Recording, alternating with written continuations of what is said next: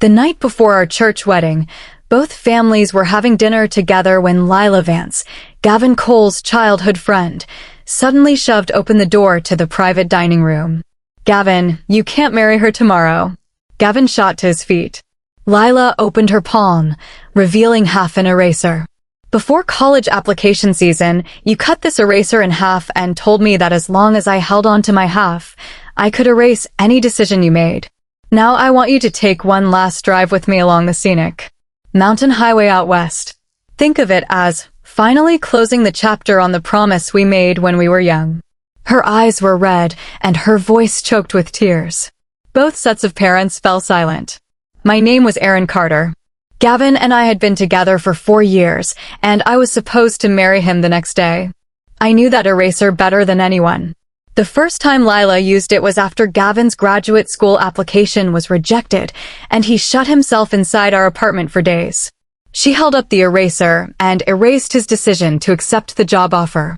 Then she dragged him to bars night after night while I worked several part-time jobs just to cover our living expenses. The second time was when Gavin's father was admitted to the ICU. She erased Gavin's decision to stay and care for him.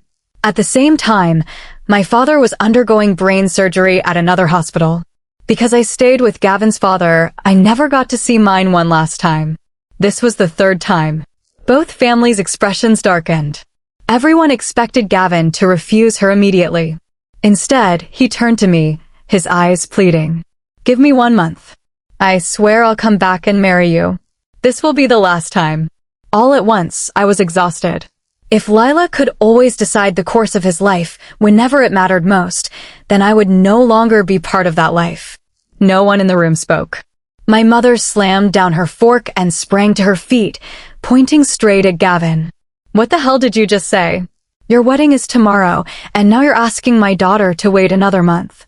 Gavin did not look at her. His eyes stayed fixed on me. I knew that look too well.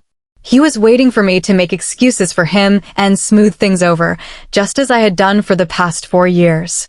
Lila lowered her head and clenched the half eraser as tears slid down her cheeks.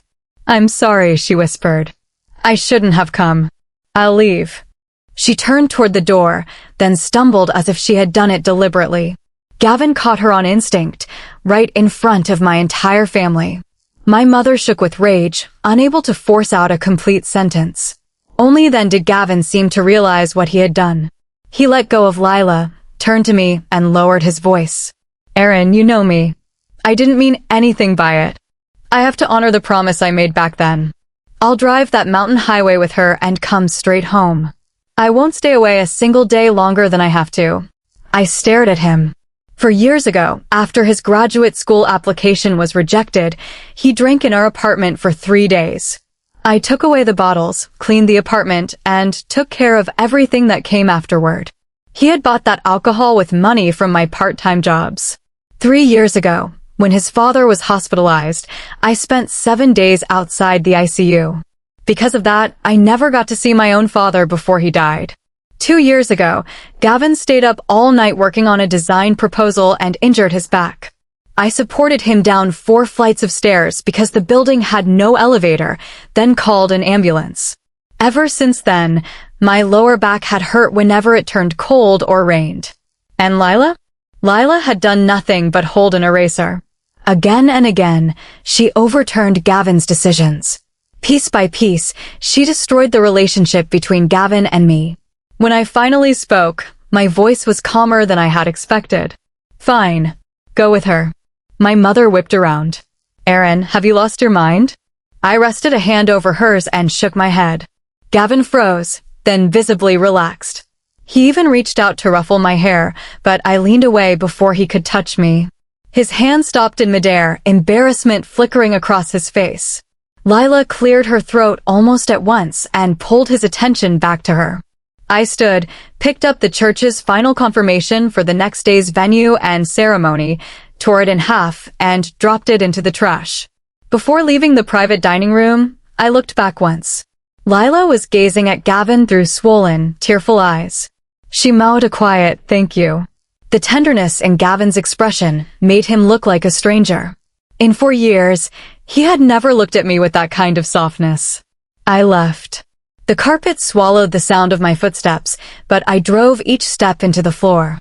When I reached the parking lot, I did not cry. I took out my phone and opened the message Noah Reed had sent 3 days earlier. I heard your wedding is tomorrow. Congratulations. But if anything goes wrong, call me anytime. I'll pick up. 3 days ago, I had thought he had no right to interfere in my life. Now I called him. The phone rang once before he answered. After 2 seconds of silence, his steady voice came through. Aaron. It was 11:30 at night, and he had picked up almost immediately. Noah, is that project you mentioned still available? I may need to travel for work for a month. I heard a chair scrape across the floor on his end. I'll send you the itinerary in 10 minutes. He did not ask why. He did not ask what had happened. After we hung up, I opened my chat with Gavin and unpinned it. The car was silent except for the low rush of air from the vents. I leaned back and closed my eyes for a moment. My phone lit up with a message from my mother. Come back here right now. I replied, Mom, I'm fine. The screen lit again. Noah had sent an itinerary detailing every flight, hotel, and meeting time for each day. At the bottom, he had added, no rush to reply. Get some rest first. I started the car and pulled out of the parking lot. In the rearview mirror, the restaurant sign grew smaller and smaller. The man inside had filled 4 years of my life, yet he had looked relieved at the thought of leaving with his childhood friend. It no longer mattered. The wedding dress hanging in my closet could go back tomorrow. I did not sleep that night. At 4 in the morning, Gavin texted me. Lily's really upset. I'm taking her back to the hotel and helping her settle in. I'll come home in the morning and we'll talk this through. In 4 years, he had only ever called me Aaron.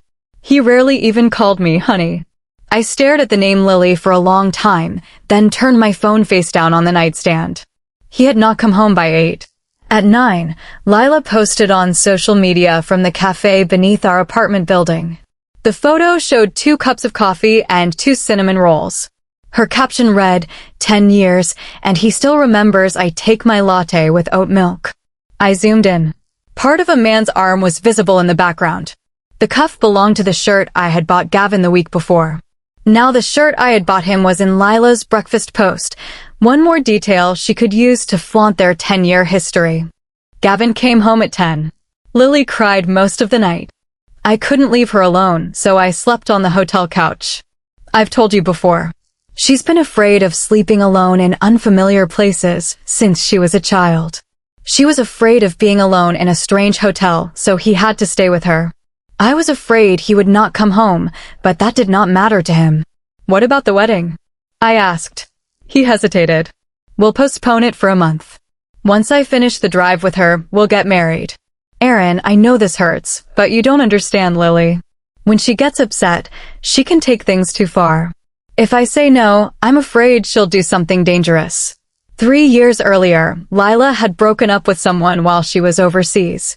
At 3 in the morning, she called Gavin and said she wanted to die. Gavin climbed out of bed beside me and spent 4 hours talking to her on the balcony. The next day, my fever reached 102 degrees, and he told me to go to the ER by myself. Fine, I said. What exactly are you planning to do for an entire month? Lily and I are leaving tomorrow. We'll follow the scenic mountain highway all the way to the end. It should take a little over 20 days, and I'll use the remaining time to prepare for the wedding. He said it so naturally that he sounded as if he were reciting an itinerary he had prepared long ago. That was when I realized this had not been a decision made in the heat of the moment. Maybe Gavin had already planned the entire trip before Lila ever walked into that private dining room. I asked one final question. Do you need me to do anything before you leave? He thought for a moment. Could you wash my hiking jacket? My backpack is in the storage room too. Can you find it for me? I searched the storage room for half an hour. A photograph slipped from the backpack's zippered side showed Gavin and Lila in high school, standing beside the school parking lot. Lila held up a whole eraser, and both of them were grinning at the camera. On the back were the words, "Wait for me. Lily." I put the photograph back. I washed his hiking jacket, cleaned out his backpack, and placed both by the front door. Then I opened my laptop and went to the bridal boutique's refund page. When customer service asked why I wanted a refund, I told them the wedding had been canceled. That evening, Gavin found the photograph while packing. He glanced at me. I sat on the couch scrolling through my phone without looking up. He carefully tucked the photograph into the inside pocket of his jacket. Before bed, he wrapped his arms around me from behind and whispered against my ear, "It's only a month. I promise." He held me, but for the first time, his arms did not make me feel safe. Gavin left. That morning, he kissed my forehead and said, "Just wait for me, okay?" His tone made it clear he believed I would stay exactly where he had left me until he came back. For the first 3 days, he texted every few hours, as if he wanted to reassure me. On the 4th day, the messages dropped to 1 a day. By the 7th, there was nothing. I only learned they had reached a small town deep in the mountains after checking Lila's social media. She posted every day. The first photo showed Gavin helping her use an oxygen canister at a scenic overlook 13,000 feet above sea level. The second showed them wrapped in the same blanket, watching the stars. I stared at the third for a long time. Gavin had draped his down jacket over her shoulder. He said the mountain nights were too cold to let me freeze. 10 years later, and he still takes care of me, exactly the same way. 10 years ago, I had not known him. Back then, Lila had been his entire world, and apparently, she still was. I unfollowed her. But over the next few days, I kept opening her profile anyway. I knew I should stop, but I still could not stop myself from looking. On the 10th night, my stomach pain flared again. The pain left me curled up on the floor. I fumbled for my phone and called Gavin. The first 3 calls went unanswered. On the 4th, he finally answered. Wind roared through the speaker, mixed with Lila's laughter. "Aaron? What's wrong?" he asked, sounding rushed. "My stomach hurts." My voice shook. "Again? Did you take your medicine? Your stomach meds are in the cabinet. Take 2. Lila called from the background. "Gavin, hurry. You can see the Milky Way now." He paused, then said, "Aaron, take the medicine and lie down. The signal's bad here, so I may be unreachable. For a while. If it still hurts, ask your mom to stay with you, okay?" Then he hung up. I stayed curled on the floor for another 10 minutes before forcing myself up to take the medicine. I wanted to call my mother, but it was already 2 in the morning. She had high blood pressure, and I did not want to alarm her in the middle of the night. I opened my chat with Noah, typed a few words, then deleted them all. Before I could close the screen, a message from him appeared. "I finished revising the project proposal and send it to your email. Look at it tomorrow. Don't stay up too late." 2 seconds later, another message came through. "Still awake?" I replied, "My stomach hurts." 20 minutes later, the doorbell rang. Noah stood outside holding chicken noodle soup and a portable heating pad. He did not ask where Gavin was. He did not say anything unnecessary. He warmed the soup, poured it into a mug, handed me the heating pad, and said only, "Eat first. I'll leave when you're finished." I lowered my head to drink, and tears fell into the cup. Noah stood beside me without moving. After a while, he said quietly, "Aaron, you deserve better." After he left, I stared at the ceiling for the rest of the night. The next morning, I went to the hospital for an endoscopy. The doctor diagnosed a stomach ulcer and admitted me for 3 days of observation. I did not tell Gavin. He did not ask.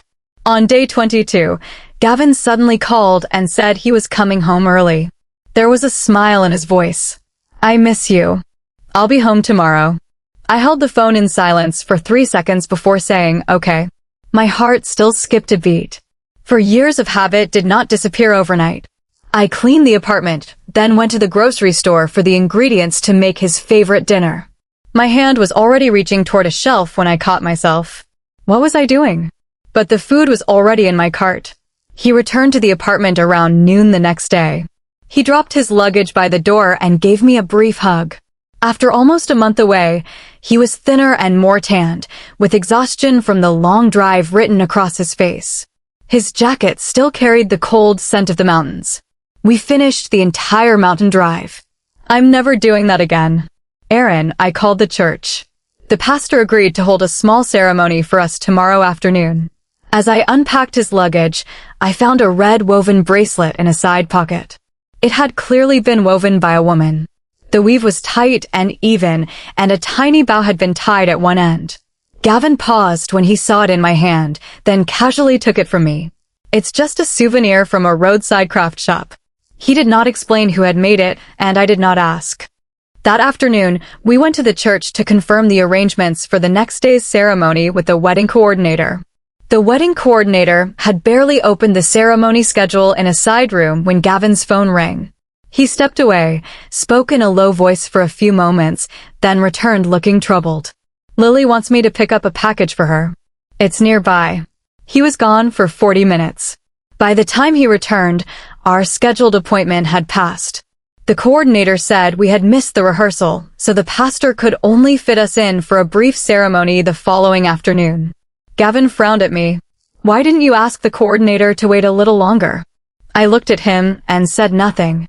During dinner that night, his phone rang more than 20 times. Each time, he glanced at the screen and turned it face down on the table. As I cut the food on my plate, one notification flashed into view.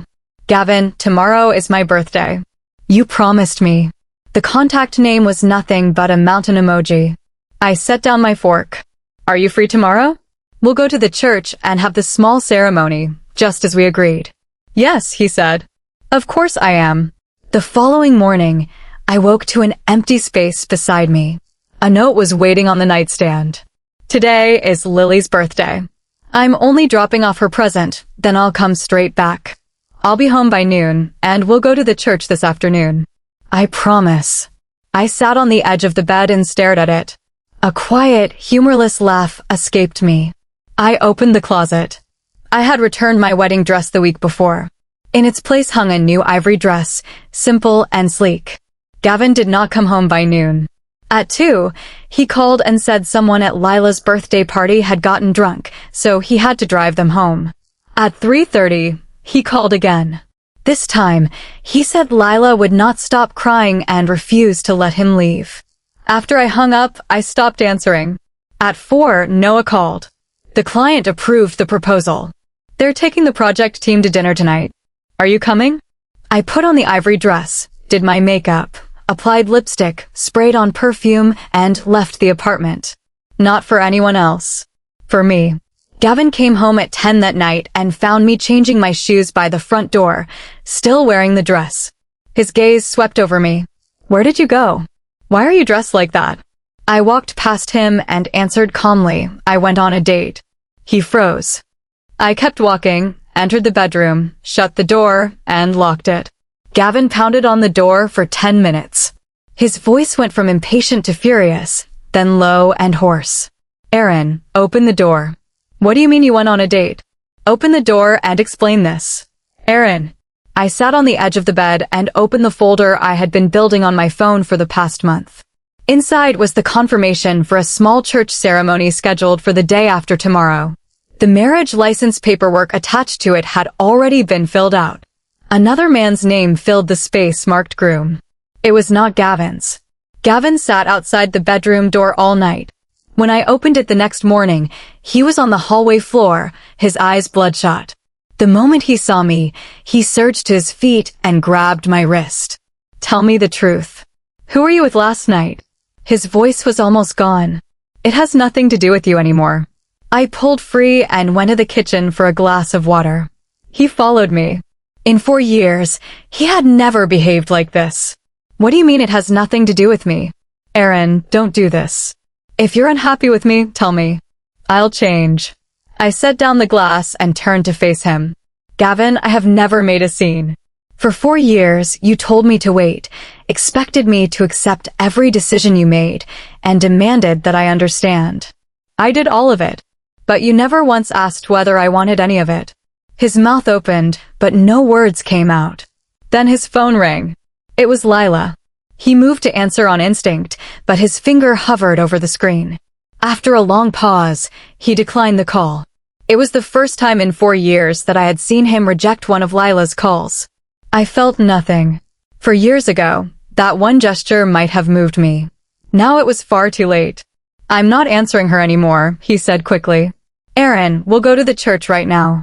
I'll beg the pastor to perform the ceremony today. He reached for my hand and tried to pull me toward the door. I tore my hand away.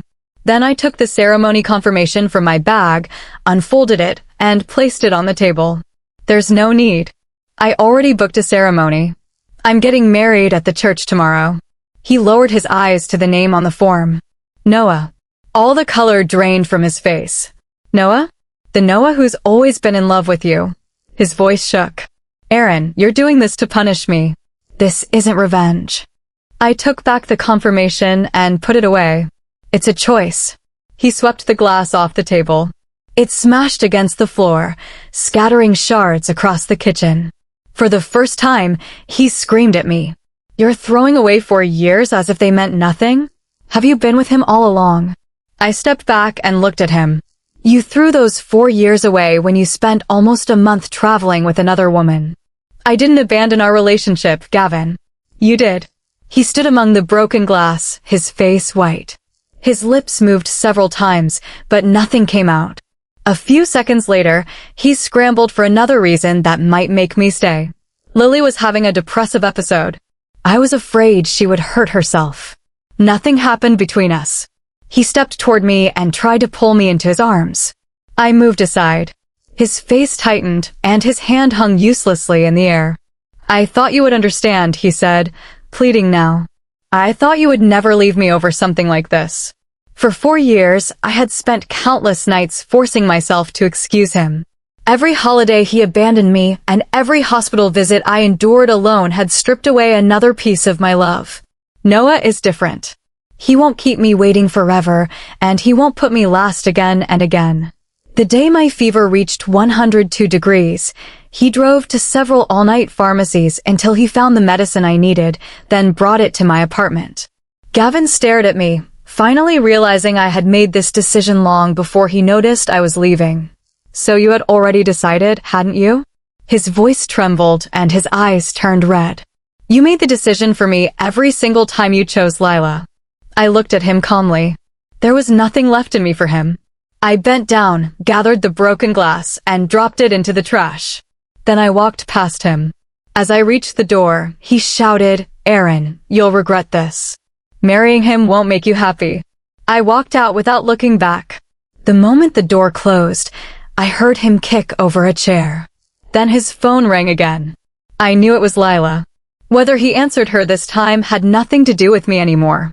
An hour after Gavin left, the doorbell rang. Lila stood outside with swollen, red-rimmed eyes, clutching half an eraser. Aaron, I'm sorry to bother you. Gavin isn't answering his phone, and I'm afraid something happened to him. I did not let her inside. He's not here. Her gaze fell on the packed suitcase beside me, and she paused. Are you moving out? I did not answer. She gripped the door frame, her voice breaking. This is my fault, isn't it? I shouldn't have come back. But I really, truly only wanted to say goodbye. I stopped what I was doing and looked at her. Your idea of goodbye required Gavin to travel the scenic mountain highway out west with you for 23 days and abandon me on the day we were supposed to get married. You still want to call that goodbye? Her expression changed. For the first time, the performance vanished from her face. I pulled the red woven bracelet from my pocket. When I found it in Gavin's luggage, I had seen 2 letters woven into the back. GNL. You made this, didn't you? She said nothing. 5 years ago, you said you were moving overseas for your career. But was that really the only reason? I think you were betting Gavin would chase you to the airport. He didn't. 5 years passed, and he still never followed you. You lost that bet. Then, the moment he was about to marry me, you panicked. She bit her lower lip, her nails digging into the paint on the door frame. The fragility she had so carefully maintained disappeared completely. Her eyes were no longer wet, and she stopped pausing between words as if every sentence hurt. She simply stood there, knowing I had exposed the real reason she had come back. You didn't return to say goodbye. You came back to take him from me. You just gave it a more respectable name. She lowered her eyes to the half eraser in her hand. He actually kept it all these years, she murmured, satisfaction flickering across her face. I gave a quiet laugh. That was trash I swept out of a drawer when we moved. I threw it away. He probably picked it out of the garbage while searching for his keys. Her fingers clenched. The old eraser crumbled in her palm. Aaron, you don't have to pretend you don't care. I know you hate me. I shook my head. I don't hate you, Lila. I pity you. You watched every update he posted and waited until he was about to marry me before you appeared. You think this is a romantic story about two old flames finding their way back to each other. In reality, you wedged yourself between us before our relationship was even over. If he doesn't have feelings for me, why did he abandon you on your wedding day to come to me? She shot back. Because he thinks he owes you something, and because he can't bring himself to say no to you, I answered. He didn't go because he loves you. He went because he likes believing he can fix every problem in your life. The keys are on the table. You can have the apartment and the man who can never make up his mind. I'm leaving both of them to you. She stared at me, clearly unable to believe I was actually walking away. She had probably expected me to cry, scream, or slap her. I did none of those things. Without my anger, she could no longer cast herself as the victim. You really don't want him anymore? Her voice trembled. A man who couldn't even show up for his own wedding is trash to me now. I smiled at her. I hope the two of you get exactly what you want. Just try not to drag anyone else into your mess. The hallway went silent except for the elevator rising toward our floor. Lila did not move. At last, she understood that I would not fight her for him or stay trapped in this relationship. From the moment I decided to leave, whatever happened between them was no longer my problem. I pulled my suitcase past her. Then she spoke behind me, her voice suddenly calm. Aaron, you think leaving him means you'll be able to let go? You won't. For years together don't disappear just because you decide they're over. I pressed the elevator button. While I waited, I answered without turning around. Gavin didn't chase you to the airport 5 years ago. Why wouldn't I be able to walk away now? The doors opened. I stepped inside and turned to face her. For the first time, she was not crying, but her face looked even worse than before. The elevator doors slid shut. Only then did I release the breath I had been holding. My palms were soaked with sweat. When he added milk, I slipped 2 bottles of stomach medicine into the cart. He noticed, but said nothing.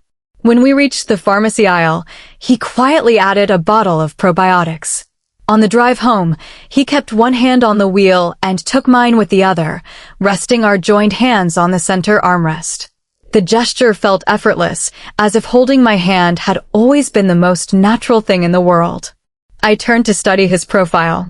When I first met Gavin 4 years earlier, I thought he was the kind of man who drew every eye the moment he entered a room. Noah was not that kind of man. But with him, I never had to wonder whether he might suddenly leave me one day. That evening, I took a brand new eraser from my bag. It was whole, untouched, and had never been cut in half. I placed it in the desk drawer. I did not have to force myself to forget the past. If I kept living, it would slowly lose its hold on me. 6 months later, Noah and I drove to a city out west for a business trip. As we passed a rest stop on the interstate, an electronic sign flashed, "Scenic byway entrance ahead." Noah glanced at me. I shook my head and smiled. No, it's too far. Let's stay on our original route. Okay. He turned up the heat in the car. After we arrived, we went to a steakhouse. I was cutting into my steak when my phone buzzed. A mutual friend had sent me a link. Lila had posted a series of photographs from overseas.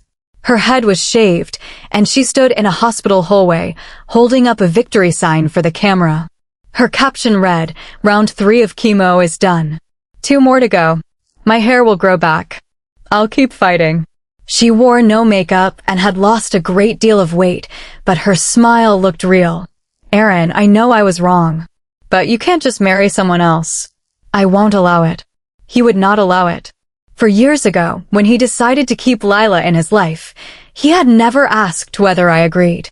A month ago, when he decided to leave with her and take that mountain road trip, he had never asked whether I agreed. When he abandoned me on Lila's birthday, he had never asked whether I agreed. Only when I chose to leave did he suddenly remember the idea of permission. That evening, Noah brought over basic supplies. He had bought tissues, a toothbrush, and laundry detergent. He had even measured the windows in advance and found a set of cream-colored curtains that fit perfectly. The apartment was clean and quiet, untouched by any trace of my old life. He set everything by the door without stepping inside. I stopped him. "Do you want to come in and sit for a while?" He shook his head. "You need some time alone. Call me if you need anything." Then he turned and left. Tall and lean, he walked away with an unhurried, steady stride. I closed the door and looked around the new apartment that is entirely mine. I breathed. The first time in years, I felt as if I could breathe freely. My phone lit up one last time with a message from my mother. "You deserve better." I saved it. He nodded. Okay. That night, I had a dream. I was back at the diner with both families. Lila shoved open the door and held out her palm, revealing half an eraser. But in the dream, I stood, finished my wine in one swallow, picked up my purse, and left. I did not wait for Gavin to speak. I never gave him the chance to ask me to wait a month. When I woke, Noah's arm was resting around my waist, and daylight already filled the room. I turned toward him, nestled against his shoulder, and closed my eyes again. On the morning of the wedding, I put on the ivory dress. I kept my makeup light. Noah wore a navy suit, his hair neatly combed. In the car, he handed me a bouquet of baby's breath. He did not say anything grand or romantic. He only said, "The weather's nice today." I smiled and took the flowers. When we reached the church, Noah got out first to confirm the ceremony arrangements with the wedding coordinator. I was touching up my lipstick when the passenger door was yanked open. Gavin crouched outside the car. His hair was a mess, his eyes were bloodshot, and he was still wearing yesterday's clothes. He was never like this. He was the kind of man who fixed his hair even to take out the trash. "Aaron, you can't go through with this." He seized my wrist so hard it hurt. "If you want to punish me, fine. If you want me to apologize in front of everyone, I will. But you can't marry someone else. Lily and I are over. She left yesterday and went back overseas because I told her to go. Aaron, I'm choosing you." I looked at the dark shadows beneath his eyes and his cracked lips. For years ago, those were the words I had wanted more than anything. Now that he had finally said them, I felt nothing. "Gavin, you're not choosing me. You're only choosing me because Lila left. She always comes first. I only matter when she's gone, and I refuse to be second anymore." His grip slowly loosened, and his shoulders slumped. His lips moved, but no words came out. Noah walked over, his expression calm. He glanced at the red marks around my wrist, then looked at Gavin. "Her wrist is already red. Let go." Gavin raised his head. For the first time in 4 years, he truly looked at Noah. Then he looked at me and finally released my wrist. I stepped out of the car and walked up the stone steps toward the church entrance. Behind me, Gavin called in a hoarse voice, "Aaron, are you sure you won't regret this?" I did not turn around. When I pushed open the heavy wooden doors, colored light from the stained glass windows fell across the pews. Noah walked beside me and asked softly, "Does your wrist hurt?" I shook my head. After the pastor performed the brief ceremony at the altar, Noah and I signed the marriage license in a side room with 2 witnesses present. He held my hand. Only then did I realize I had been smiling the entire time. Not once had I needed to force it. 3 days after the wedding, I returned to the old apartment for the last of my things. My key still worked. The moment I stepped inside, I stopped. The place was a disaster. Takeout containers covered half the coffee table, and the ashtray was overflowing. Gavin had never smoked before. A note in his handwriting was stuck to the refrigerator door. "Aaron, your stomach medicine is on the second shelf. Don't forget to take it." It was dated a week earlier. He had written it, but there was no one left to read it. I found the last few clothes I had left in the bedroom closet. A box was buried at the bottom. Inside was a necklace with a tiny star pendant. A card lay beneath it, for Aaron. "Happy 4th anniversary." The date written on the card was still a month away. He had bought my anniversary gift early. I stared at the little star for a long time, then closed the box and put it back. I did not take it. Just as I turned to leave, the front door opened. Gavin stood there holding 2 paper bags filled with groceries. He stopped when he saw me. For 3 seconds, neither of us moved. Then his gaze dropped to the wedding ring on my left ring finger. He looked away, carried the groceries into the kitchen, and said quietly, "You came for your things? I'll help you." He did not mention getting back together. He did not beg me to stay again. He simply carried 3 boxes downstairs, loaded them into my trunk, and stood beside the car. Before I started the engine, he tapped on the window. I rolled it down. He handed me a plastic bag containing 2 bottles of stomach medicine. Don't ignore your stomach problems anymore. Get regular checkups. I took the bag. He stepped back and slipped both hands into his pockets. In the rearview mirror, I watched him stand there until his figure disappeared into the distance. When I reached my new building, I sat in the car for 10 minutes. I did not cry. For the first time, I understood with perfect clarity that those 4 years were truly over. A week after the wedding, Lila sent me a long message from overseas. I hesitated for 5 seconds before opening it. It was not an apology. It was an explanation. "Aaron, I know you don't want to hear this, but there are things I need you to know. When I moved overseas years ago, I wasn't acting out of anger. I had been diagnosed with an ovarian tumor and needed surgery. I didn't want to burden Gavin, so I never told him. I came back because something was wrong with my follow-up results. The doctors said my condition might get worse, and I may never have another chance to make that trip. I wanted to finish the drive we had once promised to take while I was still strong enough. I should not have returned right before your wedding. I know you hate me for what happened, and I accept that." I read the message 3 times, then put down my phone. For a moment, I was moved. More than anything, though, I felt exhausted now that I knew the whole truth. She had her reasons. But she had chosen that exact moment to return. She had posted intimate photographs every day and framed taking Gavin away as a final goodbye. Her illness did not explain those choices, and it did not excuse them. I opened the reply box, typed a sentence, then deleted it. In the end, I sent only, "I hope you get well." Then I deleted her contact information.